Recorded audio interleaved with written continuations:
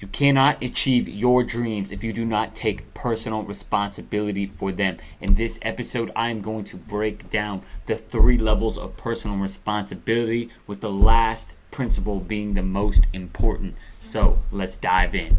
You are listening to the Bridging Impact Podcast, transforming leaders on and off the court with host Coach Furtado. Without further ado, let's dive in. So, we're talking about personal responsibility, and the number 1 principle for personal responsibility is to follow through with your word. I've had a ton of athletes in the past year tell me how hard they are going to work, and that's great, right? We all want to win, we all want to get more play time, we all want to make the team, but what are you willing to do to make the team? Are you willing to sacrifice your ideal role? Are you willing to sacrifice time with your friends? Are you willing to sacrifice, right? What are you willing to sacrifice?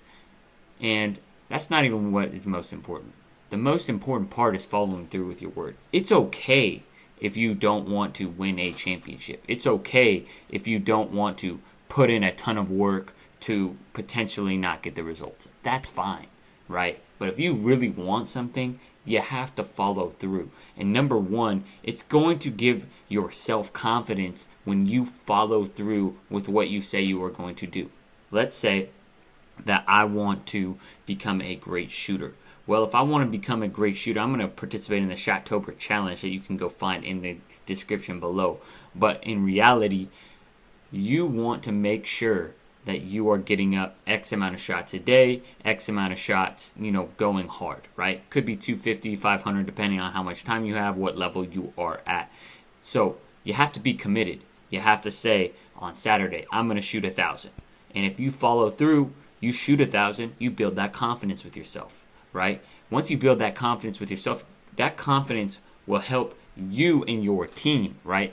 Actually being selfish and taking responsibility in that way helps your team, because when you become a better shooter, your team becomes better, right? Everyone getting better individually ends up rising the tide of a team, right? If we all stay the same, we don't work on our game, maybe we like each other, but if we don't level up our game, we can't level up our team success. So that is number 1, is following through with what you say you are going to do. That is going to honestly separate yourself between 90% of people.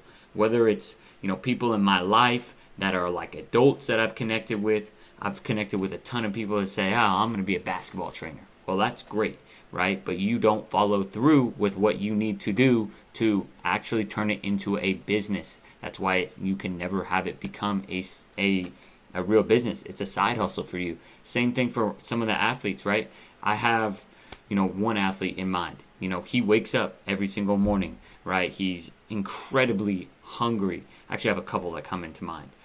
He was cut, but the one I have in mind, he was cut from the basketball team last year, and he is literally willing to do anything, not only to make the team this year, but also get play time, right? To continue to level up his game. When he gets his butt kicked, right? He comes to me, hey coach, how can I improve on this skill, right? He's hungry. You got to be hungry, which leads me to my next point of you have to take responsibility and you have to have humility.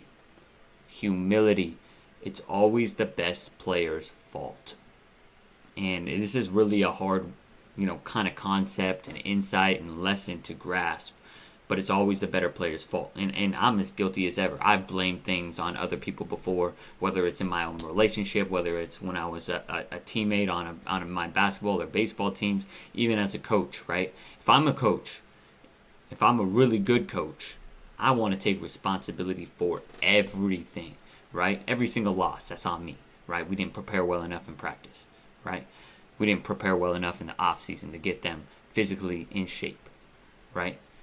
For basketball players, right? For me, right? That turnover, that was on me. I rushed that pass. I didn't make the pass great, right? If they drop the pass, right? It's on me. It was too fast, right?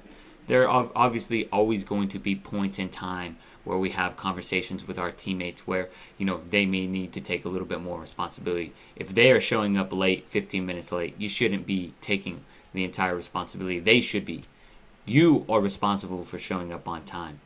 Not your mom, not your dad, right? You. And that's the biggest thing, is you have to have humility. We're going to make mistakes, right? Are you going to be the person that says and blames another person? Because guess what? When you blame your teammates, you take, there's a trust. Like, let's imagine a piggy bank. Every time you, right, follow through with something, every time you take responsibility, you're putting in points, you're putting in dollars into the piggy bank. Every time you blame someone else, right, you are taking dollars out of the trust piggy bank. And great teams have great trust. And if you want to play at the end of the game, doesn't matter what sport, you have to have your coach's trust. If you're always blaming people, making up excuses, not following through, well, guess what? You're going to be on the bench while other people that the coach trusts will be in the game. And that hurts. That sucks, right? So make sure that you, number one, you follow through. Number two, have humility and admit when you make mistakes.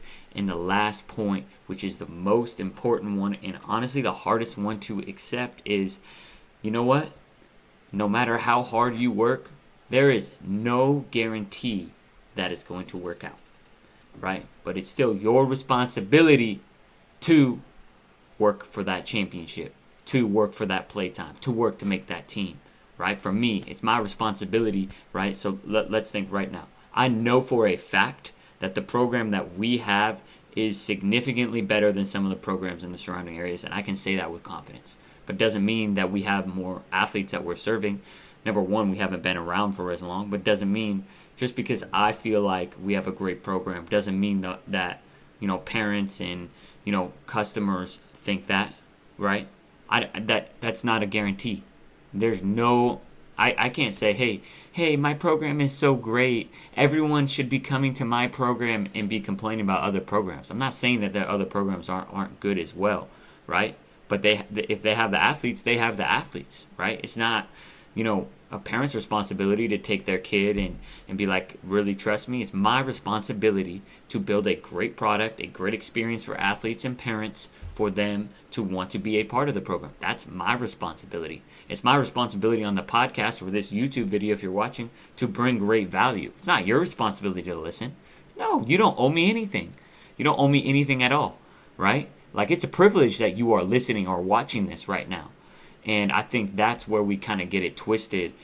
I've got it twisted as a creator. I felt like I bring so much more value than I see other creators doing, right? And I've been very jealous, right? And I'm sure that you can imagine yourself sometimes too, where you feel like, hey, you know what? I'm a better player than this guy, and this guy's or girl is getting more playtime than me. What the heck, coach?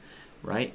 And I understand that, right? I've been there. I've sat on the bench, right? I've been cut when I feel like I could have maybe made the team. But you know what? We don't complain, we get better. And it doesn't mean you don't have a good conversation with coach, right? You should always ask, right? And I'm going to bring back to the same player who was cut last year by me. I cut this player. He came to me right after he recognized he was going to be cut, and he said, hey, coach, what can I do? And a year later, right, he's making the team. He's probably going to get playtime. It's a little early on the season, so I can't make any promises, right? There's still a lot to play. But because of his effort, because of his curiosity and wanting to learn and wanting to get better, right, he is going to make the team and get playtime, right? And it's going to be his responsibility of whether he gets to be a finisher in the game, right? He still has to earn that trust, and that's going to take time. But I want to go back to another point, right? And I believe I brought this up in a previous podcast. It doesn't matter. I could work relentlessly hard for 5 years training to be an NBA basketball player, a professional basketball player at that.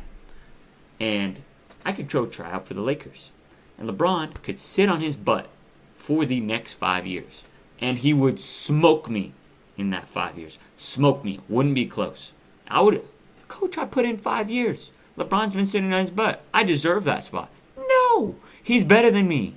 He's going to be better than me. So, and this is the hardest one because, right, I'm a trainer and also a coach, right? So the trainer role, right, we are kind of this motivational where we develop individual players into, so they can get more play time, they can make more of an impact for their game. And then I put on my coach hat, right? Coaches, we want to win, right? I focus on development too, don't get me wrong, right? I'm a development coach, but when it comes to high school basketball, I want to win, So what am I going to do? I'm going to play my best players. Sometimes my best players are just naturally more gifted than the other people that are putting in a ton of work, and that's just the unfortunate truth. And that's what we have to take responsibility and understand, that we may not get guaranteed playtime. But it is your responsibility that if you do want that playtime, you have to put in that work, right? Nothing in life is guaranteed. It's a risk, right? There's no guarantee that this podcast is ever going to take off and I'm ever going to get to interview my favorite guests like Sean McVay or John Gordon or, there's no guarantee that I'm ever going to be able to do that. There's no guarantee that my basketball and leadership training program is going to be a success. There's no guarantee anyone's going to want to, join and be a part of my app, right? No, you don't deserve, or you don't owe me anything, right? You owe me nothing. And I think that is what we really need to focus on, is no one owes us anything, right? We have to go out and earn that. We have to go earn, right? Whether it's a paycheck, whether it's playtime, doesn't matter. Go out and earn it. Appreciate you all for listening to this episode of Coach's Corner on the Bridging Impact Podcast Network. I'm Coach Furtado, so make sure you subscribe to the channel and like, comment, share, subscribe on Apple Podcasts, subscribe on Spotify. We got great interviews every single Wednesday, and you get to hear me rant and ramble on Fridays. The Wednesday episodes, those are the best ones. Those are people that are way smarter than me, and so sometimes I try and take a little bit from what I learned there and then pass it on to you. So have a wonderful day, evening, morning, whenever you're listening to this. Coach Furtado out.